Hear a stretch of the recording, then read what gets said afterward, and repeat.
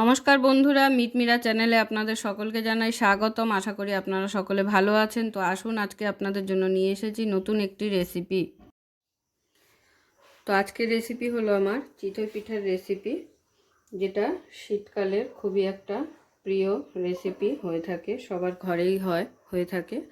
তো আমি সেটাই আজকে খুবই সিম্পলভাবে করে দেখাবো, চিতই পিঠা। তো তার জন্য আমি এখানে একটি বোল নিয়ে নিয়েছি। এবারে আমি বোলের মধ্যে চালটা নিয়ে নেব।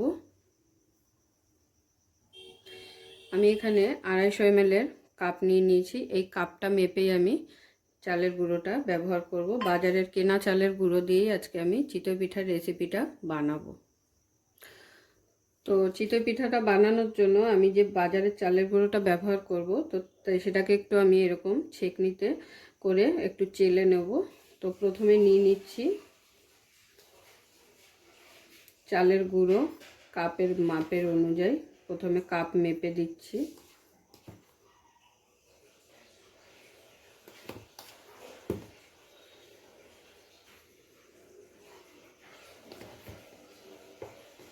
এটা কিন্তু সেদ্ধ চালের গুঁড়ো।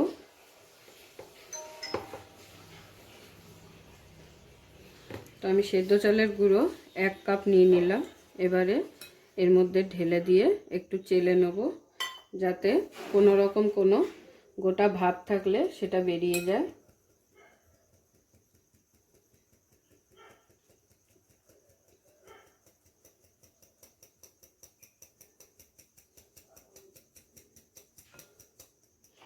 তো দেখুন, অনেকটাই দানা দানা ভাব বেরালো। তো এগুলোকে আমি ফেলে দেবো।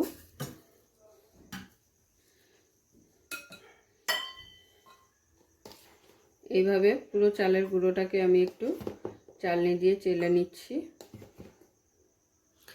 তো 2 কাপ দিয়ে দিলাম আমি সিদ্ধ চালের গুঁড়ো। এবার 1 কাপ দিয়ে দেব আতপ চালের গুঁড়ো। আতপ চালের গুঁড়োটাকেও ঠিক একই প্রসেসে আমি চেলে নেব। চেলে নিলে কি হয়, কোনো রকম কোনো দানা থাকলে ভেতরে সেটা বেরিয়ে যাবে। তো ওই জন্য একটু চেলে নিলাম, যাতে ব্যাটারটা স্মুথ হয় খুব। আর এই ব্যাটারটা কিন্তু আমাদের হালকা উষ্ণ গরম জল দিয়ে মেখে নিতে হবে, যাতে ব্যাটারটা খুব সফট হয়। তাহলে আমি এখানে 2 রকম চালের গুঁড়ো নিয়ে নিয়েছি, সিদ্ধ চালের গুঁড়ো প্লাস আতপ চালের গুঁড়ো। এবার দিয়ে দেবো স্বাদ অনুযায়ী লবণ। লবণটা দেওয়ার পরে খুব ভালোভাবে পুরো চালের গুঁড়োর সাথে নুনটাকে মাখিয়ে নিচ্ছি। যেহেতু এখানে 3 কাপ চালের গুঁড়ো নিয়েছি, তো ওই কাপ অনুযায়ী আমি এবার জলটা ব্যবহার করব। এখানে আমি আঙুল ডোবাতে পারবো এরকমভাবে হালকা উষ্ণ করে জলটাকে গরম করে নিয়েছি।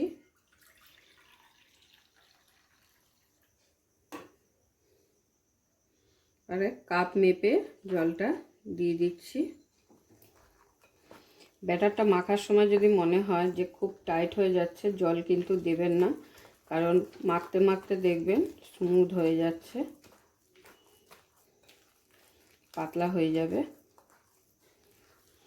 তো দেখুন, হাত দিয়ে ভালো করে এটাকে আমি একটা ব্যাটার তৈরি করে নিয়েছি।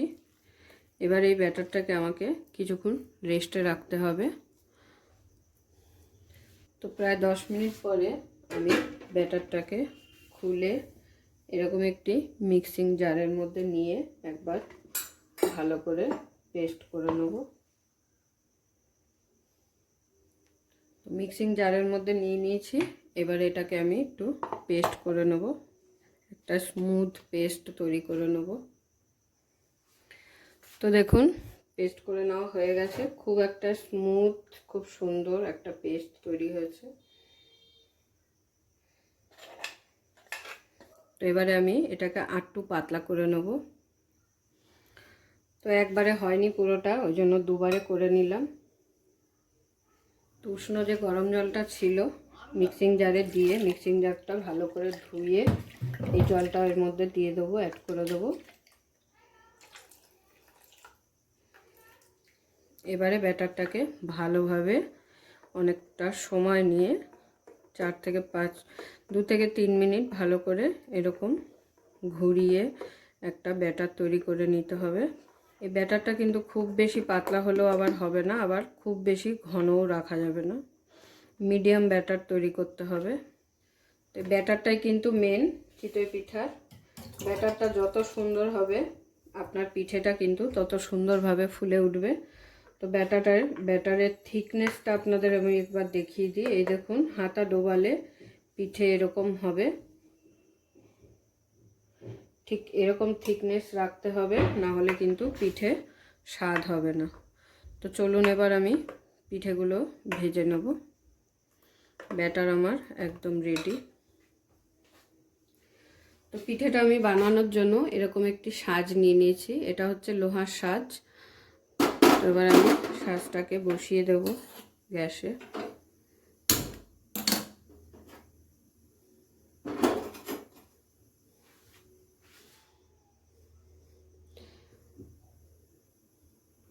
সাজটা গরম হয়ে গেলে কিন্তু গ্যাসের ফ্লেমটাকে কমিয়ে দিতে হবে, মানে আস্তে দিতে হবে।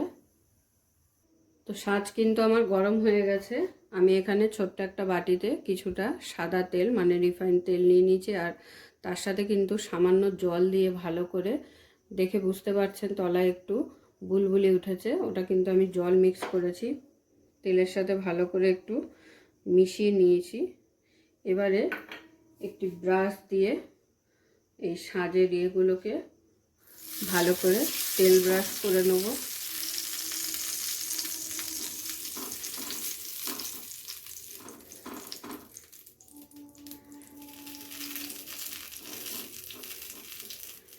আগেকার দিনের মা ঠাকুমারা কিন্তু কলার ডাঁটি দিয়ে এই তেলটাকে ব্রাশ করতো। এখন যেহেতু সচরাচর সেগুলো পাওয়া যায় না, সেই কারণে এইসব ব্যবহার করতে হয়।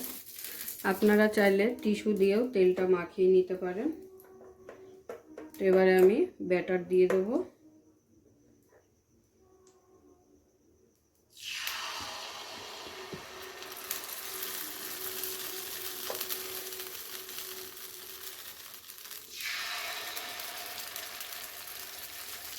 ব্যাটার দিয়ে দেওয়া হয়ে গেছে, এবার আমি ঢাকা দিয়ে দিলাম। গ্যাসের ফ্লেম কিন্তু আস্তে দিয়ে দিয়েছি। তো এবারে আমি খুলে দেখে নিচ্ছি। এরকম একটি ছুরি দিয়ে, তো দেখুন কত সুন্দর ফুটো ফুটো হয়েছে, অসংখ্য ছিদ্র হয়েছে।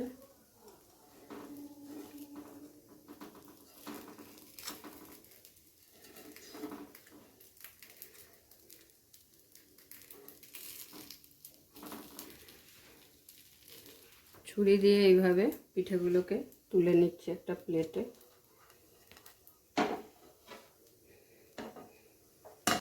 তো দেখুন পিঠেগুলো কিন্তু খুব সুন্দর হয়েছে, আর উল্টো পিঠটা কিন্তু খুব বেশি পুড়ে যায়নি বা লাল হয়ে যায়নি।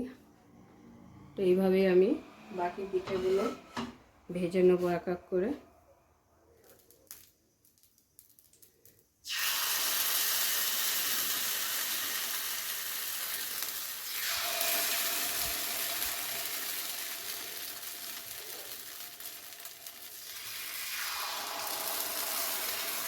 তো পরেরটাও একটু দেখে নিচ্ছি। দেখুন কত সুন্দর কিন্তু ফুলে উঠেছে। তো এবার আমি এগুলোকেও তুলে নেব।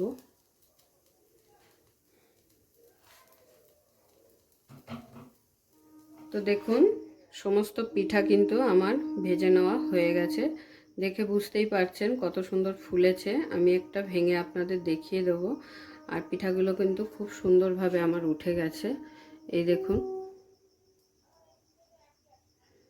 খুব সুন্দর কিন্তু নরম হয়েছে পিঠাগুলো।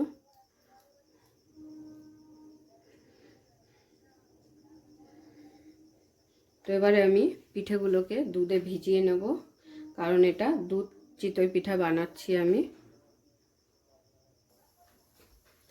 তো এখানে আমি 1 কেজি দুধ নিয়েছি, কড়াইতে বসিয়ে দিয়েছি দুধটা জাল করতে। দুধটা জাল হলে দুধের মধ্যে দিয়ে দেব মিষ্টি।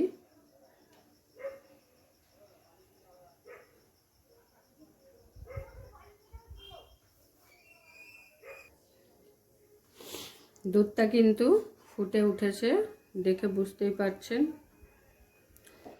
এবার আমি দুধের মধ্যে দিয়ে দেবো মিষ্টি।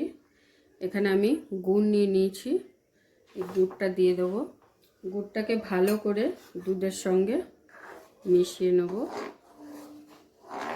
দুধের মধ্যে দিয়ে দিচ্ছি 3টে এলাচ, তাতে করে কি হবে, দুধের ফ্লেভারটা খুব সুন্দর আসবে। তো পুরো গুড়টা দুধের সঙ্গে খুব ভালোভাবে মিশে গেছে। এবার আমি দিয়ে দিচ্ছি সামান্য পরিমাণে একটু নুন। নুনটা দেওয়ার কারণ হলো মিষ্টির স্বাদটাকে ব্যালেন্স করার জন্য। নুন ছাড়া কিন্তু মিষ্টির স্বাদ ব্যালেন্স হয় না।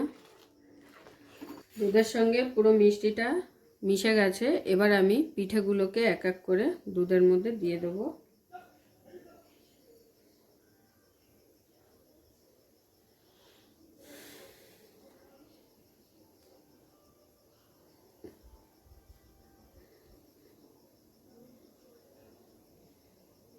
সমস্ত পিঠেগুলো দুধের মধ্যে দিয়ে দিয়েছি।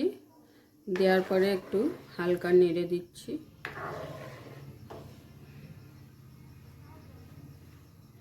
একটু ফুটে গেলেই কিন্তু নাবিয়ে নেব।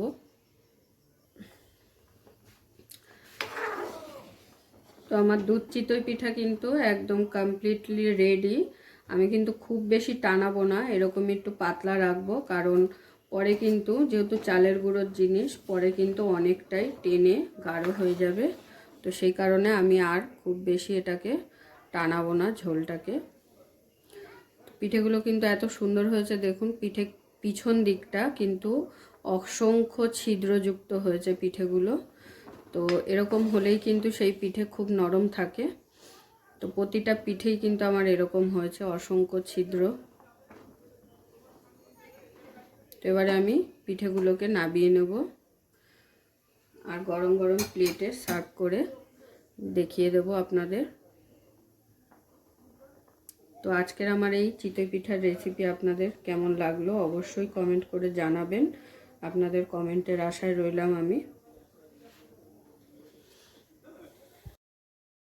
আপনাদের যদি ভিডিওটা ভালো লেগে থাকে তাহলে অবশ্যই ভিডিওটা লাইক করবেন এবং এরকম আরও নতুন ভিডিও দেখার জন্য আমার চ্যানেলটা সাবস্ক্রাইব করে দেবেন।